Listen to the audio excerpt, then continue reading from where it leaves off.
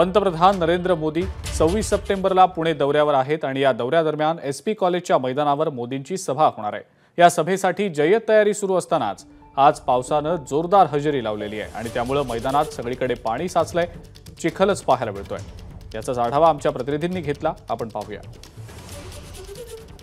26 तारखेला येत्या गुरुवारी देशाचे पंतप्रधान नरेंद्र मोदी हे पुणे दौऱ्यावर येत आहेत।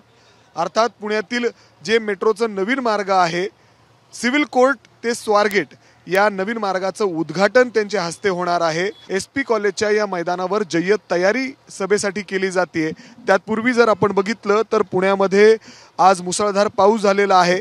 हवामान खात्याकडून पुढील 4 ते 5 दिवस रेड अलर्ट या ठिकाणी जारी करण्यात आलेला आहे आणि या पावसामुळे या मैदानावर जर आपण बघितलं तर मोठ्या प्रमाणात पाणी साचलेलं आहे, चिखल झालेला आहे आणि इथली जी यंत्रणा आहे किंबहुना जी इतर व्यवस्था आहे या ठिकाणी करण्याचा प्रयत्न जे प्रशासनाकडून सुरू आहे ते देखील आपण बघू शकतो। अक्षरशः इथली यंत्रणा हतबल झालेली आहे।